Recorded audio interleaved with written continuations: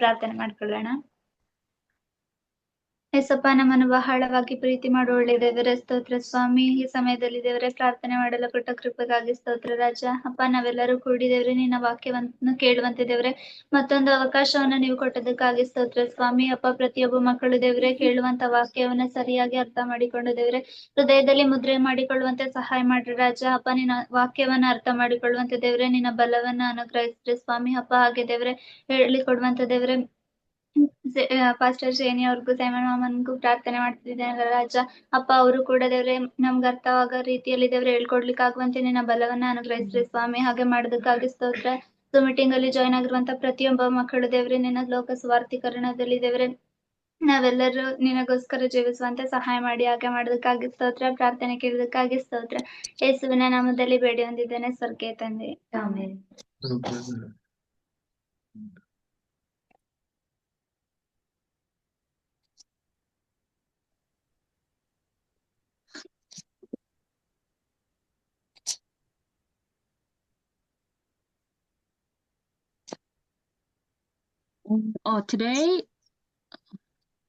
Today we're starting the new lesson. ಈಗ ಇವತ್ತಿನಿಂದ ನಾವು ಹೊಸ ಪಾಠವನ್ನು ಪ್ರಾರಂಭಿಸೋಣ. This is the message titled Life of Prayer. It is lesson number 8. So ಪಾಠ 8, 20 ಪಾಠಗಳಿವೆ. ಅದರಲ್ಲಿ 8ನೇ ಪಾಠ ಇವತ್ತು ನಾವು ನೋಡ್ತಾ ಇರೋದು.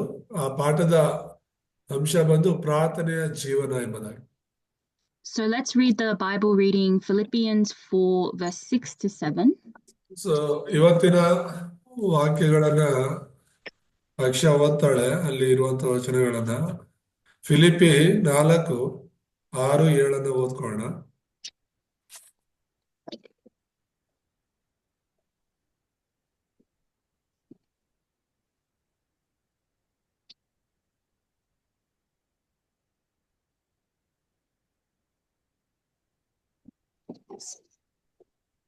ಯಾವ ಸಂಬಂಧವಾಗಿಯೂ ಚಿಂತೆ ಮಾಡದೆ ಸರ್ವ ವಿಷಯದಲ್ಲಿ ದೇವರ ಮುಂದೆ ಕೃತಜ್ಞತಾ ಸ್ತುತಿಯನ್ನು ಪ್ರಾರ್ಥನೆ ವಿಜ್ಞಾಪನೆಗಳನ್ನು ಮಾಡುತ್ತಾ ನಿಮಗೆ ಬೇಕಾದದನ್ನು ತಿಳಿಯಪಡಿಸಿರಿ.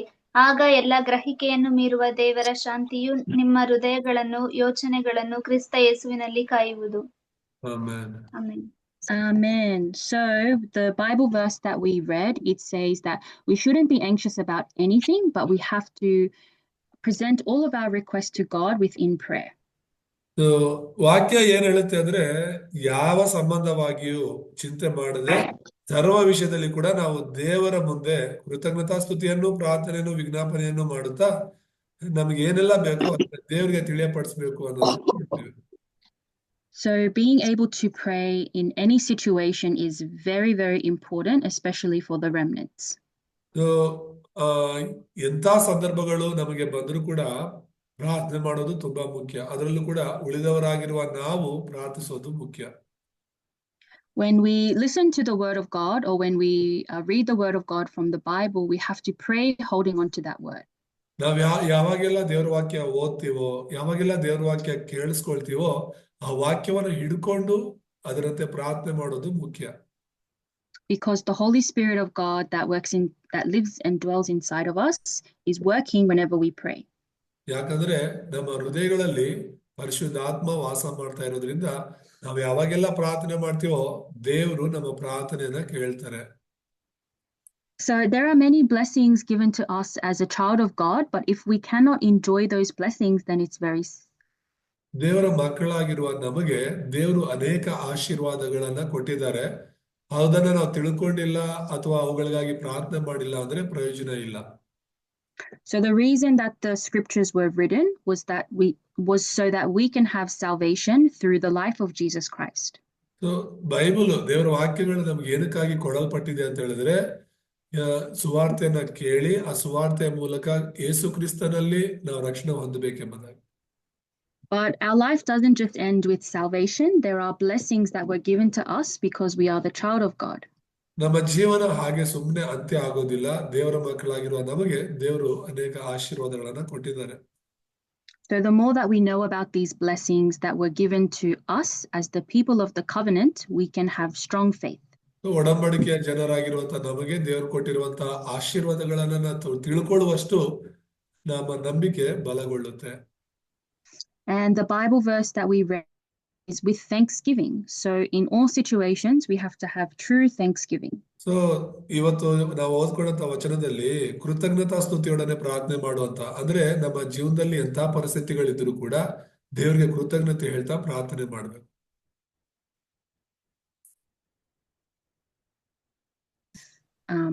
They didn't just have good faith because good things happened to them. ಅನೇಕರ ಜೀವಿತದಲ್ಲಿ ಸರಿಯಾದ ನಂಬಿಕೆ ಇಲ್ಲದೆ ಇರೋದ್ರಿಂದ ಸರಿಯಾದ ಕಾರ್ಯಗಳು ನಡೆದಿಲ್ಲ. They had faith to have thanksgiving in all situations, even when things didn't go well for them. ಇನ್ನು ಅನೇಕರ ಬಗ್ಗೆ ನಾವು ನೋಡಿದರೆ ಬೈಬಲ್ ಅಲ್ಲಿ ಅವರ ಜೀವನದಲ್ಲಿ ಕೆಟ್ಟ ಸಂದರ್ಭಗಳು, ಕೆಟ್ಟ ಕಾರ್ಯಗಳು, ಅಂದ್ರೆ ಎಲ್ಲ ಸಮಸ್ಯೆಗಳು ಇದ್ರೂ ಕೂಡ ಸಮಸ್ಯೆಗಳ ಮಧ್ಯದಲ್ಲಿ ಕೂಡ ಅವರು ಪ್ರಾರ್ಥನೆ ಮಾಡ್ತಿದ್ರು.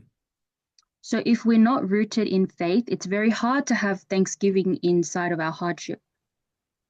ನಮಗೆ ಸರಿಯಾದ ನಂಬಿಕೆ ಇಲ್ಲ ಅಂತ ಹೇಳಿದ್ರೆ ಕಷ್ಟಗಳಲ್ಲಿ ದೇವರಿಗೆ ಕೃತಜ್ಞತೆ ಸಲ್ಲಿಸಿ ಪ್ರಾರ್ಥನೆ ಮಾಡೋದಕ್ಕೆ ಆಗೋದಿಲ್ಲ. So some people have a misunderstanding. They think that because we are the child of God, we can only receive good things and great blessings from God. But sometimes we have trials and hardships as well. ತುಂಬಾ ಜನ ದೇವರ ಮಕ್ಕಳು ತಪ್ಪಾಗಿ ಅರ್ಥ ಮಾಡ್ಕೊಂಡಿರೋದೇನಂದ್ರೆ ನಾವು ರಕ್ಷಣೆ ಹೊಂದಿದ ಮೇಲೆ ನಮಗೆ ಯಾವ ಕಷ್ಟಗಳು ಸಮಸ್ಯೆಗಳು ಬರೋದಿಲ್ಲ ಅಂತ ಹೇಳಿ. ಅಲ್ಲ, ದೇವರ ಮಕ್ಕಳಾಗಿ ಇರುವ ನಮಗೂ ಕೂಡ ಸಮಸ್ಯೆಗಳು ಕಷ್ಟಗಳು ಬರುತ್ತೆ. So we have to make everything our prayer topic. So for the things that go well or even that don't go well, we have to turn those into our prayer topic and pray. ನಮ್ಮ ಜೀವನದಲ್ಲಿ ಒಳ್ಳೇದು ನಡೆದ್ರು ಕೆಟ್ಟದ್ದು ನಡೆದ್ರು ಕೂಡ ಅವೆಲ್ಲವುಗಳನ್ನ ನಮ್ಮ ಪ್ರಾರ್ಥನೆಯ ಅಂಶಗಳಾಗಿ ಮಾರ್ಪಡಿಸಿ ಪ್ರಾರ್ಥಿಸಬೇಕು. So being a child of God, it doesn't just end with salvation inside of Jesus Christ. We have to live a life that truly prays. So ನಾವು ರಕ್ಷಣೆ ಹೊಂದಿಕೊಳ್ಳೋ ತನಕ ಮಾತ್ರ ನಮ್ಮ ಜೀವನ ಅಂತ್ಯ ಆಗೋದಿಲ್ಲ. ರಕ್ಷಣೆ ಹೊಂದಿದವರಾಗಿರುವ ನಾವು ಪ್ರಾರ್ಥನೆ ಮಾಡುವವರಾಗಿರ್ಬೇಕು. So in the introduction, it says that we have to have the prayer of faith. ಇಲ್ಲಿ ಪರಿಚಯದಲ್ಲಿ ಮೊದಲನೇದಾಗಿ ನಾವು ನೋಡೋದು ನಂಬಿಕೆಯ ಪ್ರಾರ್ಥನೆ ಮಾಡುವವರಾಗ್ಬೇಕಂತ. And what it means is that when we pray, we have to believe that God will answer us. ಇದ್ರ ಅರ್ಥ ಏನು ಅಂದ್ರೆ ನಾವು ಪ್ರಾರ್ಥನೆ ಮಾಡಕ್ ಮುಂಚೆನೆ ಎಂತ ನಂಬಿಕೆ ಇರಬೇಕು ಅಂದ್ರೆ ನಾನು ಪ್ರಾರ್ಥನೆ ಮಾಡಿದ್ರೆ ನನ್ನ ಪ್ರಾರ್ಥನೆನ ದೇವರು ಕೇಳಿ ಉತ್ತರ ಕೊಡ್ತಾರೆ ಅನ್ನೋ ನಂಬಿಕೆಯಲ್ಲಿ ಪ್ರಾರ್ಥನೆ ಮಾಡಿ. If we pray with unbelief, that means that we don't truly believe that God can answer our prayers, then God cannot answer us. ಒಂದು ವೇಳೆ ನಾನು ಪ್ರಾರ್ಥನೆ ಮಾಡಿದ್ರು ನನ್ನ ಪ್ರಾರ್ಥನೆ ದೇವರು ಕೇಳಲ್ಲ ಅಂತ ಹೇಳಿ ನೀನೇನಾದ್ರೂ ಅನ್ಕೊಂಡ್ರೆ ಖಂಡಿತವಾಗ್ಲೂ ದೇವರಿಂದ ನಾವು ಉತ್ತರ ಪಡ್ಕೊಳ್ಳೋಕೆ ಆಗೋದಿಲ್ಲ. So there is a prayer of faith. Like when we pray, we really believe that God can give us our answer. So let's read Mark 5:34. ಹಾಗಾಗಿ ನಾವು ಪ್ರಾರ್ಥನೆ ಮಾಡಿದ್ರೆ ದೇವರು ಖಂಡಿತವಾಗ್ಲೂ ನಮಗೆ ಪ್ರಾರ್ಥನೆಗೆ ಉತ್ತರ ಕೊಡ್ತಾರೆ ಅನ್ನೋ ನಂಬಿಕೆಯಲ್ಲಿ ಪ್ರಾರ್ಥಿಸಬೇಕು. ಅದಕ್ಕೆ ಒಂದು ವಚನದ ಆಧಾರವನ್ನ ಓದಿಕೊಳ್ಳೋಣ. ಮಾರ್ಕ 5:34. ಆತನು ಆಕೆಗೆ, ಮಗಳೇ, ನಿನ್ನ ನಂಬಿಕೆಯು ನಿನ್ನನ್ನು ಸ್ವಸ್ಥ ಮಾಡಿತು, ಸಮಾಧಾನದಿಂದ ಹೋಗು, ನಿನ್ನನ್ನು ಕಾಡಿದ ರೋಗವು ಹೋಗಿ ನಿನಗೆ ಗುಣವಾಗಲಿ ಎಂದು ಹೇಳಿದನು. Amen. Amen. So there was a woman who had a bleeding disorder, and she was trying to call out to Jesus Christ to receive healing. ಈ ವಚನದಲ್ಲಿ ಒಂದು ರಕ್ತಸ್ರಾವ ಸಮಸ್ಯೆ ಇರುವಂತ ಒಂದು ಹೆಂಗಸಿದ್ದಾಳೆ. ಅವಳು ಯೇಸುವಿನ ಹೆಸರಲ್ಲಿ ಕೂಗಿ ಪ್ರಾರ್ಥನೆ ಮಾಡ್ತಾಳೆ. And if you read in Mark 5:28, it says that the woman thought, if I just touch his clothes, I will be healed. Mark 5:28ನೇ ವಚನದಲ್ಲಿ ಓದೋದಾದ್ರೆ ಅಲ್ಲಿ ಆ ಸ್ತ್ರೀ ಏನಂತ ಅನ್ಕೊಳ್ಳುತ್ತಂದ್ರೆ ನಾನು ಯೇಸುವಿನ ಬಟ್ಟೆಯ ಒಂದು ಗುಂಡಿಯನ್ನು ಮುಟ್ಟಿದ್ರೆ ಸಾಕು ಗುಣವಾಗುತ್ತೆ ಅನ್ನೋ ನಂಬಿಕೆ ಇತ್ತು. So because she had a great problem, she had a bleeding disorder that no one could solve, she really believed that if she just touched Jesus' cloak, she could receive healing. ಅವಳ ಜೀವನದಲ್ಲಿ ತುಂಬಾ ದೊಡ್ಡ ಸಮಸ್ಯೆ ಇದ್ದದ್ರಿಂದ ಯೇಸುವಿನ ಒಂದು ಬಟ್ಟೆಯ ಗೊಂಡಿಯನ್ನ ಮುಟ್ಟಿದ್ರು ನನಗೆ ಗುಣವಾಗುತ್ತೆ ಅನ್ನುವಂತಹ ಒಂದು ಉತ್ತಮವಾದ ನಂಬಿಕೆ ಇತ್ತು. So because she had that boldness, she had that true faith to touch the cloak of Jesus, he said to her that your faith has healed you. So ಯೇಸುವಿನ ಒಂದು ಉಡುಪನ್ನ ಅಥವಾ ಬಟ್ಟೆಯನ್ನ ಮುಟ್ಟಿದ್ರೆ ಸಾಕು ನನಗೆ ಗುಣವಾಗುತ್ತೆ ಅನ್ನೋ ನಂಬಿಕೆ ಅವಳಲ್ಲಿ ಇದ್ದದ್ರಿಂದ ಅದನ್ನ ನೋಡಿದಂತ ಯೇಸು ಕ್ರಿಸ್ತನು ಹೇಳ್ತಾ ಇರೋಂತ ಮಾತು, ಮಗಳೇ, ನಿನ್ನ ರೋಗ ಹೋಗಿ ನಿನಗೆ ಗುಣವಾಗಿದೆ ಅಂತ ಹೇಳಿ. So the kind of faith that we have when we pray is really important. If we pray with unbelief, God already knows that. So ಹಾಗಾಗಿ ನಂಬಿಕೆಯ ಪ್ರಾರ್ಥನೆ ತುಂಬಾ ಮುಖ್ಯ. ಒಂದ್ ವೇಳೆ ನಂಬಿಕೆ ಇಲ್ಲದೆ ನಾವು ಪ್ರಾರ್ಥನೆ ಮಾಡಿದ್ರೆ ಅದು ದೇವರಿಗೆ ಗೊತ್ತಾಗುತ್ತೆ, ಉತ್ತರಗಳು ಸಿಗಲ್ಲ. And there is a religious prayer as well. Like if we just pray because we have to, or we're just mumbling some words inside of our prayer, but we don't have the true heart, then God knows that. ಕೆಲವರು ಒಂದು ಧಾರ್ಮಿಕ ಪದ್ಧತಿಯಲ್ಲಿ ಪ್ರಾರ್ಥನೆ ಮಾಡ್ತಾರೆ. ಅಂದ್ರೆ ನಾವು ಕ್ರೈಸ್ತರಾಗಿರೋದ್ರಿಂದ ಪ್ರಾರ್ಥನೆ ಮಾಡಲೇಬೇಕು, ನಾನು ಅದು ಒಂದು ಆಚಾರ ಅಥವಾ ಒಂದು ಸಂಪ್ರದಾಯ ಅನ್ನೋ ರೀತಿಯಲ್ಲಿ ನಾವು ಪ್ರಾರ್ಥನೆ ಮಾಡಿದ್ರೆ ಖಂಡಿತ ಅದಕ್ಕೆ ಯಾವ ಉತ್ತರಗಳು ಸಿಗಲ್ಲ. But this woman, she went to Jesus knowing that no one else could solve her problem. Only Jesus Christ could solve her problem. ಆದ್ರೆ ಈ ಹೆಂಗಸಿನ ಬಗ್ಗೆ ನಾವು ನೋಡುವಾಗ ಯಾರು ಗುಣಪಡಿಸ್ಲಿಕ್ಕೆ ಆಗದೆ ಇರುವಂತ ಸಮಸ್ಯೆಯೊಂದಿಗೆ ಯೇಸುವಿನ ಬಳಿಗೆ ಹೋಗೋದನ್ನ ನೋಡ್ತೀವಿ. So we have to have that kind of faith. We have to think no one else can help me. My parents, my friends, no one else can give me the answer. I have to pray to God to receive my answer through Jesus Christ. ಹಾಗಾಗಿ ನಿನಗೆ ಇರುವಂತ ಏನೇ ಸಮಸ್ಯೆಗಳು ಇದ್ರೂ ಇದು ನನ್ನ ತಂದೆ ತಾಯಿಯಿಂದ ಆಗ್ಲಿ, ನನ್ನ ಸ್ನೇಹಿತರಿಂದ ಆಗ್ಲಿ, ನಮ್ಮ ಸಂಬಂಧಿಕರಿಂದ ಸಮಸ್ಯೆ ಸಾಲ್ವ್ ಆಗಲ್ಲ, ಅದು ಪರಿಹಾರ ಆಗಲ್ಲ. ನಾನು ನನ್ನ ದೇವರಾದ ಯೇಸು ಹತ್ರನೇ ಹೋಗ್ಬೇಕು ಅನ್ನೋ ನಂಬಿಕೆಯಲ್ಲಿ ನೀನು ಹೋಗ್ಬೇಕು. So in the text there, it says, we are the child of God regardless of anything. ಒಂದು ನಂಬಿಕೆ ನಿಮ್ಗೆ ಯಾವಾಗ್ಲೂ ಇರ್ಲಿ, ಏನೇ ಪರಿಸ್ಥಿತಿಗಳು ನಿಮ್ಮ ಜೀವನದಲ್ಲಿ ಬಂದರೂ ಕೂಡ ನೀವು ದೇವರ ಮಕ್ಕಳಾಗಿದ್ದೀರಾ ಅನ್ನೋದನ್ನ ಮರೆಯಬಾರದು. So within prayer, there is a relationship between me and God, a spiritual communication. ಆ ಪ್ರಾರ್ಥನೆಯೊಳಗಡೆ ನಿನಗೂ ದೇವರಿಗೂ ಒಂದು ಬಲವಾದ ಆತ್ಮಿಕ ಸಂಬಂಧ ಇದೆ. And even though we have a lot of spiritual problems or we committed many sins, we can still have the right to pray to God. ನಿನ್ನ ಜೀವನದಲ್ಲಿ ಅನೇಕ ಸಮಸ್ಯೆಗಳಿದ್ರು ಅಥವಾ ನೀನು ಅನೇಕ ತಪ್ಪುಗಳನ್ನ ಮಾಡಿದ್ರು, ದೇವರ ಮಗುವಾಗಿರೋದ್ರಿಂದ ದೇವರ ಮುಂದೆ ಹೋಗಿ ಅರಿಕೆ ಮಾಡೋದಕ್ಕೆ, ಪ್ರಾರ್ಥನೆ ಮಾಡೋದಕ್ಕೆ ನಿನಗೆ ಆ ಅಧಿಕಾರ, ಆ ಹಕ್ಕು ಅನ್ನೋದಿದೆ. So even if you look at the figures in the Bible, they had a lot of unbelief, like Abraham and Moses, who went against the word of God, but regardless, God still called them. ಇಲ್ಲಿ Bible ಅಲ್ಲಿ ಕೂಡ ದೇವರ ಮಕ್ಕಳ ಬಗ್ಗೆ ನಾವು ನೋಡ್ತೀವಿ. ಈಗ ಅಬ್ರಹಾಮನಾಗ್ಲಿ, ಈ ತರ ಅನೇಕ ವ್ಯಕ್ತಿಗಳ ಬಗ್ಗೆ ನೋಡುವಾಗ ಅವರಲ್ಲಿ ಅನೇಕ ಸಲ ಅಪನಂಬಿಕೆ ಅನ್ನೋದು ಅವರಲ್ಲಿ ಇತ್ತು. So remember, we may look at ourselves with our own eyes, but God only sees us as his child. So we have to really pray to God for anything. ನಾವು ಅನೇಕ ವಿಷಯಗಳ ಬಗ್ಗೆ ಚಿಂತೆ ಮಾಡ್ತಾ ಕೂತಿರ್ತೀವಿ, ಆದ್ರೆ ದೇವ್ರು ನಮ್ಮನ್ನ ನೋಡುವಾಗ ಒಂದನ್ನ ನೋಡ್ತಾರೆ, ನಾವು ದೇವರ ಮಕ್ಕಳಾಗಿದ್ದೇವೆ ಅನ್ನೋದನ್ನ. And there is a spiritual battle. So Satan is always in our ear, reminding us of our sin and all of the things that we did wrong. ಸೈತಾನ ಏನ್ ಮಾಡ್ತಾನೆ ಗೊತ್ತಾ? ಪ್ರತಿ ಸಲ ನಮ್ಮ ಕಿವಿಯಲ್ಲಿ, ನಮ್ಮ ಮನಸ್ಸಲ್ಲಿ ನಮ್ಮ ತಪ್ಪುಗಳ ಬಗ್ಗೆ, ನಾವು ಸರಿ ಇಲ್ಲ ಅನ್ನೋದ್ರ ಬಗ್ಗೆನೆ ಪದೇ ಪದೇ ಮಾತಾಡ್ತಿರ್ತಾನೆ ಅಥವಾ ನೆನಪಿಸ್ತಿರ್ತಾನೆ. So we have to factually hold on to the word and have the spiritual battle that God called me, God saved me, so I have the right to pray, I have the right to receive my answer. ಆದ್ರೆ ದೇವರ ಮಕ್ಕಳಾಗಿರುವಂತ ನಾವ್ ಏನ್ ಮಾಡ್ಬೇಕು ಅಂದ್ರೆ, ಆ ಒಂದು ಸೈತಾನನ ಮಾತುಗಳನ್ನ ಬದಿಗಿಟ್ಟು ನಾವು ನಂಬಿಕೆಯಿಂದ ನಾನು ದೇವರ ಮಗಳು, ದೇವರ ಮಗನು, ನಾನು ದೇವರ ಮುಂದೆ ಹೋಗ್ಬೇಕು, ದೇವರ ಹತ್ರ ಪ್ರಾರ್ಥನೆ ಮಾಡ್ಬೇಕು ಅಂತ ಆ ನಂಬಿಕೆಯಲ್ಲಿ ನೀನು ಬರುವಾಗ ಖಂಡಿತವಾಗ್ಲೂ ಉತ್ತರಗಳು ಸಿಗುತ್ತೆ. So we have to know God called us as the people of the covenant. ಹಾಗಾಗಿ ನಾವು ದೇವರ ಮಕ್ಕಳು, ದೇವರು ನಮ್ಮನ್ನು ಕರೆದಿದ್ದಾರೆ ಅನ್ನೋದನ್ನ ನೆನಪಲ್ಲಿ ಇಟ್ಕೋಬೇಕು. So let's read Exodus 3 verse 6. ಇನ್ನೊಂದು ವಚನವನ್ನ ನಾವು ಓದ್ಕೊಳ್ಳೋಣ. ವಿಮೋಚನ ಕಾಂಡ 3ನೇ ಅಧ್ಯಾಯ 6ನೇ ವಚನ. ಅದಲ್ಲದೆ ಆತನು, ನಾನು ನಿನ್ನ ತಂದೆಯ ದೇವರು, ಅಬ್ರಹಾಮನ ದೇವರು, ಇಸಾಕನ ದೇವರು, ಯಾಕೋಬನ ದೇವರು ಅಂದಾಗ ಮೋಶೆ ದೇವರನ್ನು ನೋಡುವುದಕ್ಕೆ ಭಯಪಟ್ಟು ಮುಖವನ್ನು ಮುಚ್ಚಿಕೊಂಡನು. Amen. So this is when Moses saw God in the burning bush, and God is telling Moses what kind of God he is. ಇಲ್ಲಿ ಒಂದು ಉರಿಯುವ ಪೊದೆಯೊಳಗಡೆಯಿಂದ ಮೋಶೆಯ ಸಂಗಡ ಮಾತನಾಡ್ತಿರುವಂತ ದೇವರು ಎಂತ ದೇವರೆಂಬುದಾಗಿ ತನ್ನನ್ನು ತಾನಿಲ್ಲಿ ಪರಿಚಯ ಮಾಡ್ಕೊಳ್ತಿದ್ದಾರೆ. So he says, I am the God of your father Abraham and Isaac and of Jacob. ಅಂದ್ರೆ ಎಂತ ದೇವರು ಅಂತ ದೇವರು ಪರಿಚಯ ಮಾಡ್ಕೊಳ್ತಾರೆ ಅಂದ್ರೆ, ನಾನು ಅಬ್ರಹಾಮನ ದೇವರು, ಇಸಾಕನ ದೇವರು, ಯಾಕೋಬನ ದೇವರು ಎಂಬುದಾಗಿ. He's saying the works that I did for Abraham, Isaac, Jacob, I will do the same for you. ಇದರ ಅರ್ಥ, ನಾನು ಅಬ್ರಹಾಮನ ಜೀವಿತದಲ್ಲಿ, ಯಾಕೋಬನ ಜೀವಿತದಲ್ಲಿ, ಇಸಾಕನ ಜೀವಿತದಲ್ಲಿ ಮಾಡಿದಂತ ಕಾರ್ಯಗಳನ್ನ ನಿನ್ನ ಜೀವಿತದಲ್ಲೂ ಮಾಡುತ್ತೇನೆ ಎಂಬುದಾಗಿ ಹೇಳ್ತಿದ್ದಾರೆ. Because God is a God of the word, he's a God of the promise, and he always fulfills his covenant. So he's saying to Moses that I am this kind of God. ದೇವರು ಒಡಂಬಡಿಕೆಯ ದೇವರಾಗಿದ್ದಾರೆ. ಹಾಗಾಗಿ ನಾನು ಇಂಥ ದೇವರು ಅನ್ನೋದನ್ನ ಇಲ್ಲಿ ಹೇಳ್ತಿದ್ದಾರೆ. And he is not just a God or some God that we know, but he is our God. He's the God that we serve.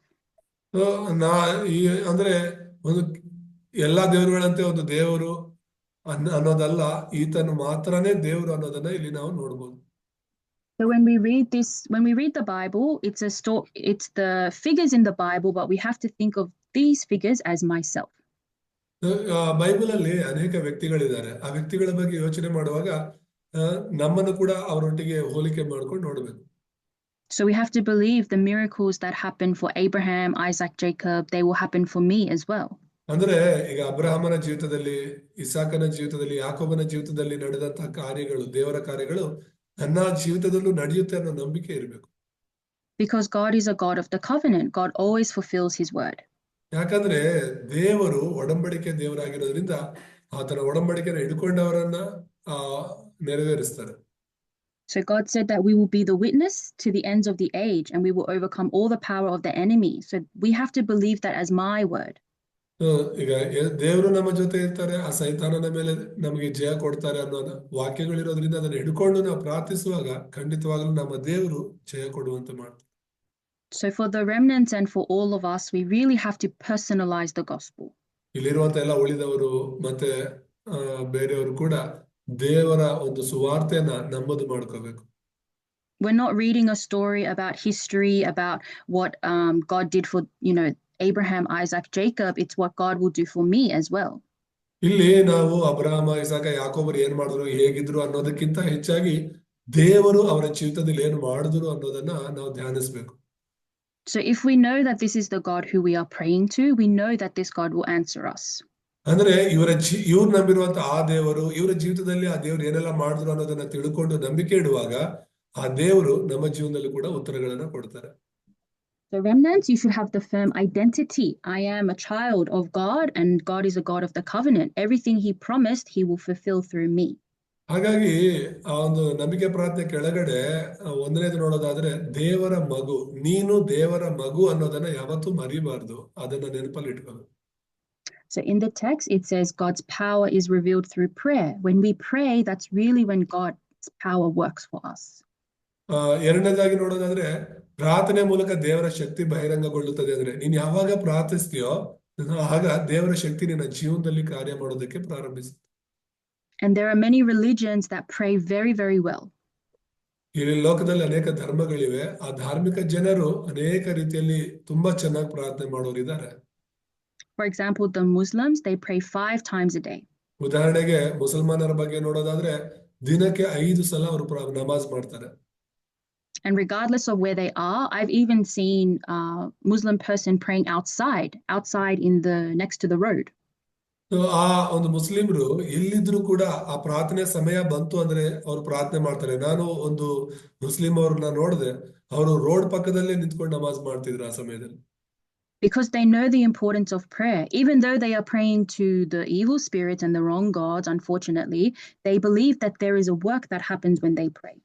ಅಂದ್ರೆ ಆ ಮುಸಲ್ಮಾನರು ಅವರು ಒಂದು ಏನೋ ಸೈತಾನನನ್ನ ಅಥವಾ ತಪ್ಪಾದದ್ದನ್ನ ನಂಬ್ತಾ ಇದ್ದಾರೆ. ಆದ್ರೂ ಕೂಡ ಅಲ್ಲಿ ನಾವು ನಮಾಜ್ ಮಾಡಿದ್ರೆ ಅಥವಾ ಪ್ರಾರ್ಥನೆ ಮಾಡಿದ್ರೆ ನಮ್ಮ ಜೀವನದಲ್ಲಿ ನಮ್ಮ ದೇವರು ಏನೋ ಒಳ್ಳೇದ್ ಮಾಡ್ತಾರೆ ಅನ್ನೋ ನಂಬಿಕೆ ಅವ್ರಿಗಿದೆ. So more than them, we have to enjoy 24-hour prayer. ಎಲ್ಲದಕ್ಕಿಂತ ಹೆಚ್ಚಾಗಿ ನಾವು ದಿನದ 24 ಗಂಟೆಯ ಪ್ರಾರ್ಥನೆಯನ್ನು ಆನಂದಿಸಬೇಕು. So obviously it doesn't mean we are praying with our mouth 24 hours. ಇದರ ಅರ್ಥ ನಾವು 24 ಗಂಟೆ ನಮ್ಮ ಬಾಯಿಂದ ಪ್ರಾರ್ಥನೆ ಮಾಡ್ತಿದೀವಿ ಅಂತ ಅಲ್ಲ. But it means in my heart, in my mind, I'm always praying. I'm always aware that God is with me. ಅಂದ್ರೆ ನನ್ನ ಮನಸ್ಸಲ್ಲಿ, ನನ್ನ ಹೃದಯದಲ್ಲಿ ನನ್ನ ದೇವರು ಯಾವಾಗ್ಲೂ ಜೊತೆಲಿ ಇದ್ದಾರೆ, ಆತನ ಜೊತೆ ನಾನು ಯಾವಾಗ್ಲೂ ಮಾತಾಡ್ಬೋದು ಅನ್ನೋ ಒಂದು ನಂಬಿಕೆ ಇರಬೇಕು. So this is how we can break down the power of Satan that continues to deceive our mind and thoughts. We have to have 24-hour prayer. ಈ ರೀತಿಯಾಗಿ 24 ಗಂಟೆಯ ಪ್ರಾರ್ಥನೆಯನ್ನು ಮಾಡುವಾಗಲೇ ನಮ್ಮಲ್ಲಿರುವಂತಹ ಆ ಮೂರನೇದಾಗಿ ಅಪನಂಬಿಕೆಯನ್ನು ನಾವು ಜಯಿಸಬಹುದು ಮತ್ತು ನಮ್ಮನ್ನ ಶೋಧಿಸುವಂತ ಸೈತಾನ್ನ ಜಯಿಸಬಹುದು. And there are many things that we can't tell anyone, not even our closest friends, not even our parents. ಕೆಲವು ವಿಷಯಗಳನ್ನೆಲ್ಲ ತುಂಬಾ ಹತ್ತಿರದವರ ಹತ್ರನೂ ಕೂಡ ನಾವು ಹಂಚ್ಕೊಳ್ಳೋದಕ್ಕೆ ಆಗೋದಿಲ್ಲ. ನಮ್ಮ ಸ್ನೇಹಿತರ ಜೊತೆಗೂ ಕೂಡ ಹಂಚ್ಕೊಳ್ಳಕ್ ಆಗದಿರುವಂತ ಕೆಲವು ವಿಷಯಗಳು ನಮ್ಮಲ್ಲಿ ಇರುತ್ತೆ. So even for myself, there are many hidden things in my heart that I feel like I can't reveal to anybody. ನನ್ನ ಜೀವನದಲ್ಲಿ ಕೂಡ ಕೆಲವು ವಿಷಯಗಳಿರುತ್ತೆ, ಅದನ್ನ ನಾನು ಯಾರಿಗೂ ಹಂಚ್ಕೊಳ್ಳೋ ಸ್ಥಿತಿಯಲ್ಲಿ ಕೂಡ ನಾನು ಇರೋದಿಲ್ಲ. Those sorts of things, we have to give them to God in prayer. We have to really feel like God is the only one who can listen to us and answer us. ಹಾಗಾಗಿ ಎಂಥ ಸಂದರ್ಭಗಳು ನಿನ್ನ ಜೀವನದಲ್ಲಿ ಇದ್ರು ಕೂಡ ನಿನ್ನ ದೇವರು ಮಾತ್ರನೇ ನಿನ್ನ ಪ್ರಾರ್ಥನೆ ಯಾವಾಗಲೂ ಕೇಳೋದಕ್ಕೆ ಸಿದ್ಧರಾಗಿದ್ದಾರೆ, ಉತ್ತರ ಕೊಡೋದಕ್ಕೆ ಸಿದ್ಧರಾಗಿದ್ದಾರೆ ಅನ್ನೋ ನಂಬಿಕೆಯಲ್ಲಿ ನೀನು ಇರಬೇಕು, ಪ್ರಾರ್ಥಿಸಬೇಕು. So the text says as well, we have to discard unbelief. We have a lot of unseen unbelief. So ಇಲ್ಲಿ ಮೂರನೇದಾಗಿ ನಾವು ನೋಡಿದ್ವಿ ಅಪನಂಬಿಕೆನ ನಾವು ತ್ಯಜಿಸಬೇಕು ಅಂತ. ಯಾಕಂದ್ರೆ ಅನೇಕ ಸಲ ನಮ್ಮ ಜೀವನದಲ್ಲಿ ಈ ಅಪನಂಬಿಕೆ ಅನ್ನೋದು ಇರುತ್ತೆ. So we have a lot of unbelief as well that we are not aware of, and it's what we call prejudice. So ಈ ಒಂದು ಅಪನಂಬಿಕೆ ಅನ್ನೋದನ್ನ ನಾವು ನೋಡೋದಾದ್ರೆ ಅನೇಕ ಸಲ ನಮಗೆ ನಾವೇ ಕೆಲವು ವಿಷಯಗಳನ್ನ ದೇವರ ವಾಕ್ಯಕ್ಕೆ ಸಂಬಂಧ ಇಲ್ಲದೆ ಯೋಚನೆ ಮಾಡಿರ್ತೀವಿ, ಒಂದು ನಿರ್ಧಾರಕ್ಕೆ ಬಂದಿರ್ತೀವಿ. So there are some worldly things that we can be imprinted with, and that can be rooted inside of us as unbelief. ಅಂದ್ರೆ ಈ ಲೋಕದ ಅನೇಕ ವಿಷಯಗಳು ನಮ್ಮ ಹೃದಯಗಳಲ್ಲಿ ಮುದ್ರೆ ಆಗಿರುತ್ತೆ. ಆ ಒಂದು ಮುದ್ರೆಗಳ ಮೂಲಕ ನಮಗೆ ಅಪನಂಬಿಕೆಗಳು ಬರುತ್ತೆ. And sometimes we look at ourselves with the worldly standard and we think, I don't have power, I don't have status, how can I do world evangelization? ಲೋಕದವನ್ನೆಲ್ಲ ನಾವು ನೋಡಿದಾಗ ನಮ್ಮನ್ನ ನಾವು ಕೀಳಾಗಿ ನೋಡ್ಕೊಳ್ತೀವಿ. ನಾವು ದೇವ್ರಿಗೋಸ್ಕರ ಲೋಕ ಸ್ವಾರ್ಥಿಗಳನ್ನ ಹೇಗ್ ಮಾಡಕ್ಕಾಗುತ್ತೆ, ನನ್ನ ಹತ್ರ ಹಣ ಇಲ್ಲ ಅಥವಾ ನನ್ನ ಹತ್ರ ಯಾವ ಸ್ಥಾನಮಾನನೂ ಇಲ್ಲ ಅನ್ನುವಂತ ಅಪನಂಬಿಕೆಯಲ್ಲಿ ಇರ್ತೀವಿ. We really have to discard that unbelief through prayer. So we have to pray to God, God, I don't want to have this unbelief anymore. Help me to get rid of it. ಹಾಗಾಗಿ ಪ್ರಾರ್ಥನೆ ಮಾಡುವಾಗ ದೇವರೇ ನನ್ನಲ್ಲಿರುವಂತ ಎಲ್ಲ ಅಪನಂಬಿಕೆಗಳನ್ನ ತೆಗೆದು ಹಾಕಿರಿ ಅಂತ ಹೇಳಿ ಪ್ರಾರ್ಥನೆ ಮಾಡಬೇಕು. So factual prayer is very important. Holding on to your weakness, anything you want to renew, you have to pray according to that. ಸತ್ಯವಾಗಿ ಪ್ರಾರ್ಥನೆ ಮಾಡೋದು ತುಂಬಾ ಮುಖ್ಯ. ಏನು ಸತ್ಯವಾಗಿ ಪ್ರಾರ್ಥನೆ ಮಾಡೋದಂದ್ರೆ ನಿನ್ನಲ್ಲಿರುವಂತಹ ಬಲಹೀನತೆಗಳನ್ನ, ಅಪನಂಬಿಕೆಗಳನ್ನ ದೇವರ ಮುಂದೆ ಯಥಾರ್ಥವಾಗಿ ಒಪ್ಪಿಕೊಂಡು ಪ್ರಾರ್ಥನೆ ಮಾಡಬೇಕು. So point number 2, what happens when we pray? Let's read Luke 11:13. ಎರಡನೇ ಪರಿಚಯದಲ್ಲಿ ಎರಡನೇದಾಗಿ ನಾವು ನೋಡೋದಾದ್ರೆ ನಾವು ಪ್ರಾರ್ಥಿಸಿದಾಗ ಏನಾಗುತ್ತದೆ ಅನ್ನೋದನ್ನ ನೋಡೋಣ. ಅದರಲ್ಲಿ ಒಂದನೇದು ಲೂಕ 11:13 ಓದ್ಕೊಳ್ಳೋಣ. ಹಾಗಾದರೆ ಕೆಟ್ಟವರಾದ ನೀವು ನಿಮ್ಮ ಮಕ್ಕಳಿಗೆ ಒಳ್ಳೆಯ ಪದಾರ್ಥಗಳನ್ನು ಕೊಡಬಲ್ಲವರಾದರೆ ಪರಲೋಕದಲ್ಲಿರುವ ನಿಮ್ಮ ತಂದೆಯು ತನ್ನನ್ನು ಬೇಡಿಕೊಳ್ಳುವವರಿಗೆ ಎಷ್ಟು ಹೆಚ್ಚಾಗಿ ಪವಿತ್ರಾತ್ಮ ವರವನ್ನು ಕೊಡುವನಲ್ಲವೇ ಅಂದನು. Amen. So it says, how much more will the Father in heaven give the Holy Spirit to those who ask him? So when we pray, there is the work of the Holy Spirit. ಇಲ್ಲಿ ಹೇಳ್ತಿರೋದು ನಿಮ್ಮ ತಂದೆಯು ತನ್ನನ್ನು ಬೇಡಿಕೊಳ್ಳುವವರಿಗೆ ಎಷ್ಟೋ ಹೆಚ್ಚಾಗಿ ಪವಿತ್ರಾತ್ಮವರನ್ನು ಕೊಡಬಲ್ಲನಲ್ಲವೇ ಎಂಬುದಾಗಿ. So ಪ್ರಾರ್ಥನೆ ಮಾಡುವವರಿಗೆ ದೇವರು ಪವಿತ್ರಾತ್ಮವನ್ನು ಕೊಡ್ತಾರೆ. And last lesson, we learned about the Holy Spirit. So we have to pray for the filling of Holy Spirit to overcome all of our wrong imprints and nature. ಕಳೆದ 7ನೇ ಪಾಠದಲ್ಲಿ ಕೊನೆಯದಾಗಿ ನಾವು ನೋಡಿದ್ದು ಅದನ್ನೇ. ಅಂದ್ರೆ ನಮ್ಮಲ್ಲಿರುವಂತ ಎಲ್ಲ ತಪ್ಪಾದ ಮುದ್ರೆಗಳಿಂದ ನಾವು ಹೊರಗಡೆ ಬರಬೇಕು, ಪರಿಶುದ್ಧಾತ್ಮನ ತುಂಬಿಸಿಕೊಳ್ಳುವುದಕ್ಕಾಗಿ ಪ್ರಾರ್ಥನೆ ಮಾಡಬೇಕೆಂಬುದಾಗಿ. So the Holy Spirit is transcending everything, like we read in Philippians 4:6-7, transcend all my thoughts and my mind. So ಇಲ್ಲಿ ಫಿಲಿಪ್ಪಿ 4:7 ಓದ್ಕೊಂಡ ಹಾಗೆ ದೇವರ ಆತ್ಮನು ನಮ್ಮಲ್ಲಿ ಇರುವಾಗ ನಮ್ಮ ಎಲ್ಲ ಹೃದಯದ ಆಲೋಚನೆಗಳು, ನಮ್ಮ ಮನಸ್ಸಿನ ಎಲ್ಲ ಆಲೋಚನೆಗಳನ್ನ ಮೀರಿ ದೇವರ ಆತ್ಮನು ನಮ್ಮನ್ನ ನಡೆಸ್ತಾರೆ. So we are human beings, we are not God, and God created us with limitations. Whenever we face those limitations, that's when the Holy Spirit works. ನಾವು ಮನುಷ್ಯರು, ಅನೇಕ ಒಂದು ಏನು ಮಿತಿಗಳಿದೆ ನಮಗೆ. ಆ ಮಿತಿಗಳನ್ನ ಮೀರಿ ನಾವೇನು ಮಾಡೋದಕ್ಕೆ ಆಗೋದಿಲ್ಲ. ಹಾಗಾಗಿ ದೇವರ ಆತ್ಮನ್ ನಮ್ಮಲ್ಲಿರುವಾಗ ಆತನು ನಮ್ಮನ್ನ ಎಲ್ಲಾ ಸಮಯದಲ್ಲೂ ನಡೆಸ್ತಾರೆ. And there is the real heart that we have to have when we pray. So let's read Exodus 32:32. ಮತ್ತೆ ನಾವು ಪ್ರಾರ್ಥಿಸುವಾಗ ಸರಿಯಾದ ಒಂದು ಹೃದಯ ಉಳ್ಳವರಾಗಿ ಪ್ರಾರ್ಥಿಸಬೇಕು. ಅದು ವಿಮೋಚನಕಾಂಡ 32:32 ಓದ್ಕೊಳ್ಳೋಣ.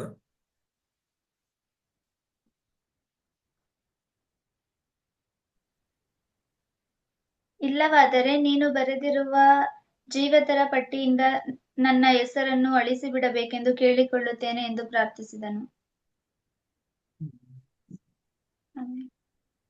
Amen. 32:32. Yes, Pastor? There is no 32:33. Exodus 32:32. No, it's not there. No? But now forgive their sins, but if not, blot me out from the book you have written. Yeah, that is what she read. Oh, yeah. So this Bible verse is the words of Moses. So ಈ ಒಂದು ವಚನವು ಮೋಶೆ ಬರೆದಿರುವಂತಹ ವಚನವಾಗಿದೆ. And this was the incident when Moses went on to Mount Sinai to receive the 10 Commandments. So ಮೋಶೆ 10 ಆಜ್ಞೆಗಳನ್ನ ದೇವರ ಹತ್ರ ಸ್ವೀಕಾರ ಮಾಡ್ಕೊಳಕ್ ಹೋದಾಗ ನಡೆದಿರುವಂತ ವಿಷಯ.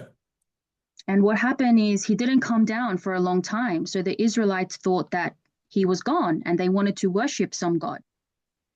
ಇಲ್ಲಿ 40 ದಿನ ಹಗಲು ರಾತ್ರಿ ಮೋಶೆ ಒಂದು ಸೀನಾಯಿ ಬೆಟ್ಟದಲ್ಲಿ ಇದ್ದಾರೆ. ಕೆಳಗಡೆ ಜನರೆಲ್ಲರೂ ಕೂಡ ಮೋಶೆ ಹೋಗ್ಬಿಟ್ಟ, ಇದಾನೋ ಇಲ್ವೋ ಗೊತ್ತಿಲ್ಲ ಅಂತ ಹೇಳ್ಬಿಟ್ಟು ಅವರು ಮೋಶೆ ಬಗ್ಗೆ ಮರ್ತೋದ್ರು. So what happened is they gathered all of their gold and they wanted to create a golden calf so they could bow down and worship the golden calf as their God. So ಅಲ್ಲಿರುವಂತ ಎಲ್ಲ ಇಸ್ರಾಯೇಲರು ಏನು ಯೋಚನೆ ಮಾಡಿದ್ರು ಅಂದ್ರೆ, ಅವ್ರ ಹತ್ರ ಇರುವಂತ ಚಿನ್ನವನ್ನೆಲ್ಲ ಬಂಗಾರವನ್ನೆಲ್ಲ ಒಟ್ಟುಗೂಡಿಸಿ ಒಂದು ಬಂಗಾರದ ಪ್ರತಿಮೆಯನ್ನ ಮಾಡಿದ್ರು. ಯಾವ್ದರ ರೂಪ ಅಂತ ಹೇಳಿದ್ರೆ ಅದೊಂದು ಬಸವನ ರೂಪವನ್ನ ಮಾಡಿ ಅದನ್ನ ಅಡ್ಡ ಬಿದ್ದು ಆರಾಧನೆ ಮಾಡೋದಕ್ಕೆ ಪ್ರಾರಂಭಿಸಿದ್ರು. And we know from the scriptures that God really does not like idol worship. ದೇವರಿಗೆ ವಿಗ್ರಹಾರಾಧನೆ ಅಂದ್ರೆ ಇಷ್ಟ ಇಲ್ಲ ಅಂತ ವಾಕ್ಯಗಳಲ್ಲಿ ನಾವು ನೋಡ್ತೇವೆ. So Moses went back to them and he thought, oh my goodness, they made such a great sin against God by building this golden calf to worship. ಯಾವಾಗ ಮೋಶೆ ಕೆಳಗಿಳಿದು ಹೋಗ್ತಾರೋ ಇದನ್ನೆಲ್ಲ ನೋಡುವಂತ ಆತನಿಗೆ ತುಂಬಾ ದುಃಖವಾಗುತ್ತೆ. ಇವರು ದೇವರ ವಿರುದ್ಧವಾಗಿ ದೊಡ್ಡ ಪಾಪವನ್ನ ಮಾಡಿದ್ದಾರೆ ಅಂತ ಹೇಳಿ ದುಃಖಿಸುತ್ತಾನೆ. And God was ready to destroy them, to wipe them out. But Moses, he said, please forgive their sin. ಆ ಸಮಯದಲ್ಲಿ ದೇವರಿಗೆ ಎಷ್ಟು ಕೋಪ ಬರುತ್ತಂದ್ರೆ, ಮೋಶೆಗೆ ನೀನು ಅವರಿಂದ ಹೊರಗಡೆ ಬಂದ್ಬಿಡು, ನಾನು ಇವ್ರನ್ನೆಲ್ಲ ನಾಶ ಮಾಡಿಬಿಡ್ತೀನಿ ಅಂತ ಆ ಸಮಯದಲ್ಲಿ ಮಾಡುವಂತ ಪ್ರಾರ್ಥನೆ ಇದು. Moses said, if you do not forgive their sin, then blot me out of the book you have written. ಎಷ್ಟು ದೊಡ್ಡ ಪ್ರಾರ್ಥನೆ ಮಾಡ್ತಾನೆ ಅಂದ್ರೆ, ದೇವರೇ ಇವರನ್ನ ಕ್ಷಮಿಸು, ಒಂದು ವೇಳೆ ಇವ್ರನ್ನ ಕ್ಷಮಿಸಕ್ ಆಗಿಲ್ಲ ಅಂದ್ರೆ ನನ್ನ ಹೆಸರನ್ನ ಜೀವಬಾಧ್ಯರ ಪಟ್ಟಿಯಿಂದಲೇ ತೆಗೆದು ಹಾಕು ಅಂತ ಹೇಳಿ. So this is the type of prayer that you must stake your life. ಅಂದ್ರೆ ಈ ತರದ ಒಂದು ಪ್ರಾರ್ಥನೆಗಾಗಿ ನೀನು ನಿನ್ನ ಜೀವಿತವನ್ನು ಅರ್ಪಣೆ ಮಾಡ್ಕೊಳ್ಬೇಕು. Moses really said that if you do not forgive their sin, then you can remove my name from the book of life, remove my name from eternal life. ಅದನ್ನೇ ನೋಡ್ತದೆ, ಅವನ ಜೀವನವನ್ನು ಪಣಕ್ಕಿಟ್ಟ ಪ್ರಾರ್ಥನೆ ಅಂತ ಹೇಳ್ಬಿಟ್ಟು. ಅಂದ್ರೆ ನೀನು ನನ್ನ ಪ್ರಾರ್ಥನೆಗೆ ಉತ್ತರಿಸಲಿಲ್ಲ ಅಂದ್ರೆ ನನ್ನ ಹೆಸರನ್ನು ಬೇಕಾದ್ರೂ ಜೀವಬಾಧ್ಯರ ಪಟ್ಟಿಯಿಂದ ತೆಗೆದು ಹಾಕೋ ಅನ್ನೋ ಮಟ್ಟಕ್ಕೆ ಅವನು ಪ್ರಾರ್ಥನೆ ಮಾಡ, ಅವನ ಜೀವಿತವನ್ನೇ, ಅದು ನಿತ್ಯ ಜೀವಿತವನ್ನೇ ಪಣಕ್ಕಿಡೋದನ್ನ ನಾವು ನೋಡ್ತೇವೆ. So staking his life to save his people, Moses had this boldness before God. ಅಂದ್ರೆ ಅವರನ್ನ ರಕ್ಷಿಸೋದಕ್ಕಾಗಿ, ಅವ್ರನ್ನ ಉಳಿಸೋದಕ್ಕಾಗಿ ಇವನ ಆ ಮಟ್ಟದಲ್ಲಿ ಪ್ರಾರ್ಥನೆ ಮಾಡೋದನ್ನ ನೋಡ್ತೇವೆ. And Moses, he actually knew his identity. So he knew that God cannot blot his name out from the book of life. ಮೋಶೆಗೆ ದೇವರ ಒಡಂಬಡಿಕೆ ಗೊತ್ತಿರೋದ್ರಿಂದ ಹೇಗೂ ನನ್ನ ಹೆಸರನ್ನ ದೇವರು ಜೀವಬಾಧ್ಯರ ಪಟ್ಟಿಯಿಂದ ತೆಗೆಯಲ್ಲ ಅನ್ನೋದು ನಂಬಿಕೆ ಇತ್ತು. He knew that God will have no choice but to forgive the Israelites. ಮತ್ತೆ ದೇವರಿಗೆ ಬೇರೆ ಅವಕಾಶನೇ ಇಲ್ಲ, ಅವ್ರನ್ನ ಕ್ಷಮಿಸಲೇಬೇಕು ಅಂತಾನೂ ಗೊತ್ತಿತ್ತು. So what it means is we really have to have the prayer that stakes our life before God. ಅಂದ್ರೆ ನಮ್ಮ ಜೀವನವನ್ನ ಪಣಕ್ಕಿಡುವಂತ ಪ್ರಾರ್ಥನೆಗಳನ್ನ ನಾವು ಮಾಡೋರಾಗಿರ್ಬೇಕು. Moses knew his identity. He went boldly before God. So ಮೋಶೆ ಯಾರು, ಅವನ ಒಂದು ಗುರುತು ಏನು, ಅವನು ದೇವರ ಮಗು ಅನ್ನೋ ಗುರುತು ಅವನಿಗೆ ಇದ್ದದ್ರಿಂದ ಧೈರ್ಯವಾಗಿ ಅವನು ದೇವರ ಮುಂದೆ ಹೋಗಿ ಪ್ರಾರ್ಥನೆ ಮಾಡ್ತಾ ಇದ್ದ. And the reason why he could do it is because he was rooted down in faith. ಯಾಕೆ ಅವನು ಆ ರೀತಿ ಪ್ರಾರ್ಥನೆ ಮಾಡ್ದ ಅಂದ್ರೆ ಅಷ್ಟರ ಮಟ್ಟಕ್ಕೆ ಅವನು ಆ ನಂಬಿಕೆಯಲ್ಲಿ ಬೇರೂರಿದ್ದ. And he knew that he was a child of the covenantal promise that God would use him for world evangelization. ನಾನು ಒಡಂಬಡಿಕೆಯ ದೇವರ ಮಗನೆಂಬುದಾಗಿ ಅವನಿಗೆ ಗೊತ್ತಿತ್ತು. ಲೋಕ ಸುವಾರ್ತೀಕರಣಕ್ಕಾಗಿ ದೇವರು ನನ್ನನ್ನ ಉಪಯೋಗಿಸುತ್ತಾನೆ ಅನ್ನೋ ನಂಬಿಕೆ ಅವನಿಗಿತ್ತು. So he was able to boldly pray for the Israelites who had fallen into sin. ಹಾಗಾಗಿ ಪಾಪದಲ್ಲಿ ಬಿದ್ದಂತ ಇಸ್ರಾಯೇಲರಿಗೋಸ್ಕರ ಧೈರ್ಯವಾಗಿ ದೇವರ ಮುಂದೆ ಹೋಗಿ ಮೋಶೆ ಪ್ರಾರ್ಥನೆ ಮಾಡ್ತಾನೆ. So same for us, if you have someone you really want to pray for, you want them to receive salvation, you have to stake your life to pray. So ನಮ್ಮ ಜೀವಿತದಲ್ಲೂ ಅಷ್ಟೇನೆ, ಯಾರಾದ್ರೂ ರಕ್ಷಣೆ ಹೊಂದಬೇಕು ಅಂದ್ರೆ, ಅವರ ಜೀವಿತಗಳು ಬದಲಾಗಬೇಕು ಅಂದ್ರೆ, ದೇವರ ಕೃಪೆ ಅವರು ಹೊಂದ್ಕೋಬೇಕು ಅಂದ್ರೆ ನಮ್ಮ ಜೀವಿತವನ್ನ, ನಮ್ಮ ಪ್ರಾಣವನ್ನು ಪಣಕ್ಕಿಟ್ಟ ಪ್ರಾರ್ಥನೆಯನ್ನು ಮಾಡಬೇಕು. And there is the armies of angels that work when we pray. So let's read Hebrews 1:14. ಮತ್ತೆ ಮೂರನೇದಾಗಿ ನಾವು ಪ್ರಾರ್ಥಿಸುವಾಗ ಏನಾಗುತ್ತೆ ಅಂದ್ರೆ ಇಬ್ರಿಯರಿಗೆ 11:14 ಓದ್ಕೊಳ್ಳೋಣ. It's 1:14, right? Yeah, Hebrews 1:14. Sorry, not 11:14. 1:14 1:14. ಓದ್ಕೊಳ್ಳೋಣ.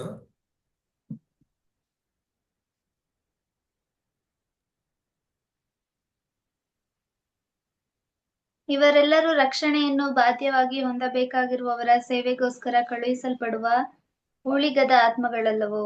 Amen. Amen. The Bible says that there are angels that work for us who receive salvation. So, ಇಲ್ಲಿ ದೇವರ ವಾಕ್ಯ ತುಂಬಾ ಸ್ಪಷ್ಟವಾಗಿದೆ. ಯಾರೆಲ್ಲ ರಕ್ಷಣೆ ಹೊಂದ್ತಾರೋ ಅವ್ರಿಗೋಸ್ಕರ, ಅವ್ರನ್ನ ಕಾಯೋದಕ್ಕೋಸ್ಕರ ಅಥವಾ ಸೇವೆ ಮಾಡೋದಕ್ಕೋಸ್ಕರ ದೇವರು ತನ್ನ ಆತ್ಮಗಳ ಸೈನ್ಯವನ್ನು ಕಳಿಸ್ತಾರೆ ಎಂಬುದಾಗಿ. And as well, to see how the angels work, let's read Psalm 103:20-20.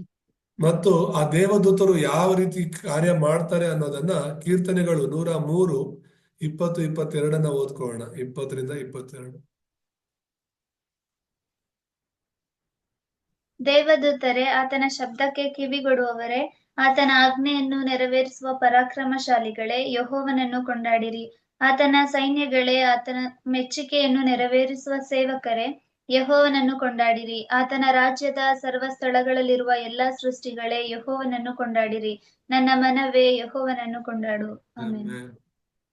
Amen. It says that the angels, they do the Lord's bidding who obey his word. So, ಇಲ್ಲಿ ಹೇಳ್ತಿರುವಂತದ್ದು ಏನು ಅಂತ ಹೇಳಿದ್ರೆ ಆತನ ಶಬ್ದಕ್ಕೆ ಕಿವಿಗೊಡುವ ದೇವದೂತರು ಎಂಬುದಾಗಿ. It means the angels, they are the ones who are working to fulfill God's word. ಅಂದ್ರೆ ಇದರ ಅರ್ಥ ದೇವರ ವಾಕ್ಯವನ್ನ ನೆರವೇರಿಸುವಂತಹ ದೇವದೂತರು ಎಂಬುದಾಗಿ. And last Bible verse before we finish, Acts 12.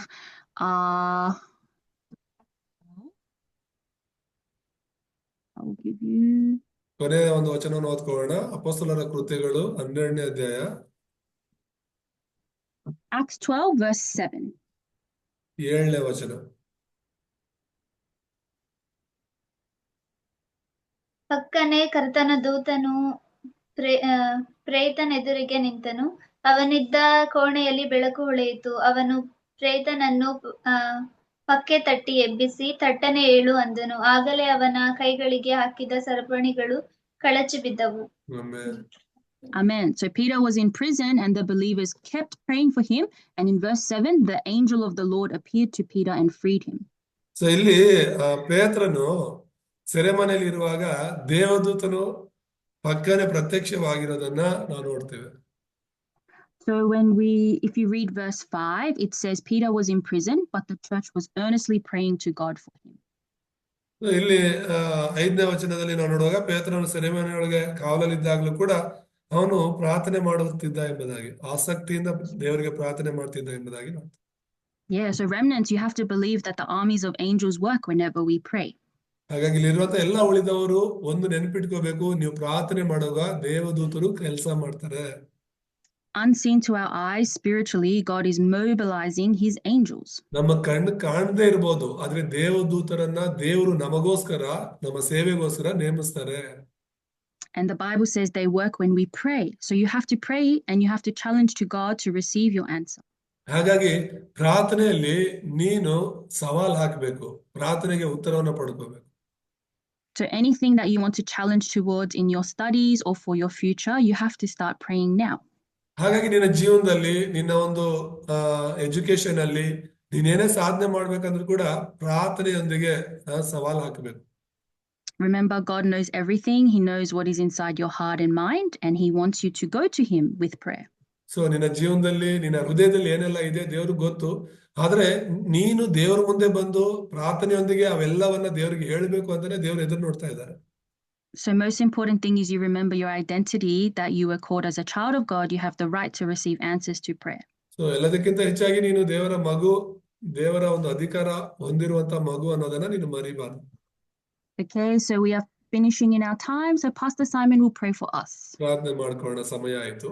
ನಮ್ಮನ್ನ ಬಹಳವಾಗಿ ಪ್ರೀತಿಸುವಂತ ನಮ್ಮ ತಂದೆ ದೇವರೇ, ವಾಕ್ಯದೊಂದಿಗೆ ಮಾತನಾಡಿದಕ್ಕಾಗಿ ಸ್ತೋತ್ರ. ಸರಿಯಾದ ನಂಬಿಕೆ ಉಳ್ಳವರಾಗಿ ನಾವು ಪ್ರಾರ್ಥನೆ ಮಾಡಿದ್ರೆ ಏನೆಲ್ಲ ಹೊಂದ್ಕೊಳ್ತೇವೆ ಅಂತ ನಮ್ಮ ಸಂಗಡ ಮಾತನಾಡಿದಕ್ಕಾಗಿ ಸ್ತೋತ್ರ. ಈ ವಾಕ್ಯವನ್ನು ಹಿಡ್ಕೊಂಡು ಪ್ರಾರ್ಥನೆ ಮಾಡಲು ಸಹಾಯ ಮಾಡಿ, ಯೇಸು ನಾಮದಲ್ಲಿ ತಂದೆ, ಆಮೆನ್.